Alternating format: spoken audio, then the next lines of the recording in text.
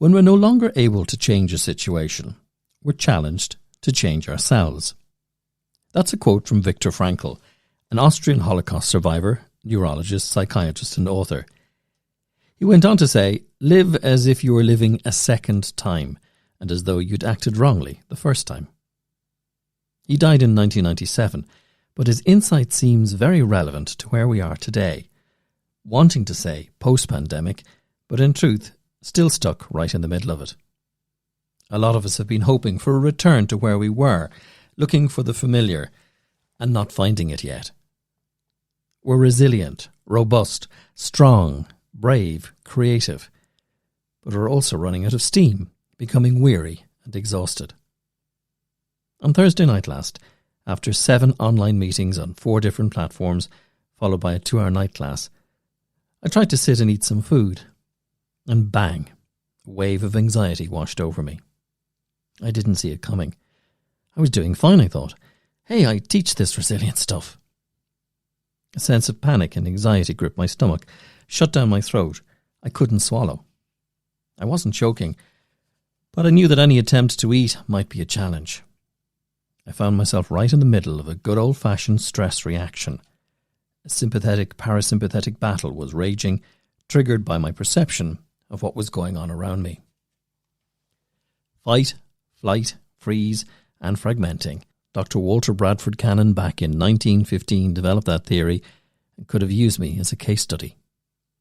20 years of teaching resilience and stress management, and here I am being reminded I'm only human. How disappointing to discover that. So here I am on a Saturday. The sun is shining. The anxiety has receded.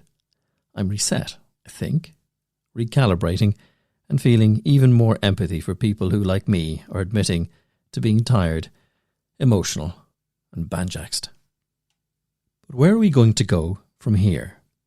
We seem to have crossed that threshold of time where we could call on our own resources to stay calm. Experts are losing their impact as well. Just how many meditation sessions can you listen to on your phone before you feel like throwing it across the room? I previously talked about the Phoenix curve, that cycle we have to go through when faced with trauma. The latter 2 parts of that curve have been denied to us so far, equilibrium and transformation. Achieving stability and rethinking our purpose in life is the reward for going through the trauma in the first place. Wouldn't that be amazing if we could somehow, instead of waiting for certainty, start to create some of our own, or at least be given some by those who lead us? I was talking to someone the other day who is in that somewhat familiar situation many are in, working from home. They're doing their best, having moved from the novelty of a shorter commute and ready access to the fridge to a point now where it feels like they live at work rather than work at home. Their management team isn't helping either. They're doing their best, I suppose, with regular meetings online, but these are now tedious affairs with stony silence when the group is asked are there any questions. Cameras are often left off, and bit by bit, people are withdrawing from their contract of employment. You know that piece of paper that states how many hours you're required to work, where and doing what, etc.? It requires your physical presence, your intellectual application, and very often that catch-all clause that says all other duties as required by the management. But there's another part to that contract that's rarely spoken about. It's the emotional contract, that unwritten agreement you have with your employer to be engaged, motivated, led, developed, and even possibly led to an experience of joy in your work. Yes, I did say joy. Some managers and leaders have to step up now. They may have gotten their people remote access, and they've kept a supply of work going for those they haven't furloughed. But there's a deficit for some in the emotional support they're providing. I'm not talking about delivering online wellness sessions. Well-intentioned as they are, they're not going to match the requirements we have as human beings for meaning in what we do.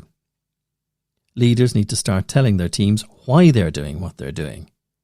There's an urgent need to stop the heart-sink online meetings where more than ever it's possible to hide, and hide we will if we can't see the point in engaging. These are testing times, testing for those without work or the prospect of it. It's also a testing time for those in work where their emotional contract has been defaulted on. I'm off for a walk. I have 24 hours before my next Zoom, Teams, Skype or Blue Jeans call. Hopefully, none of them will be a meeting about a meeting.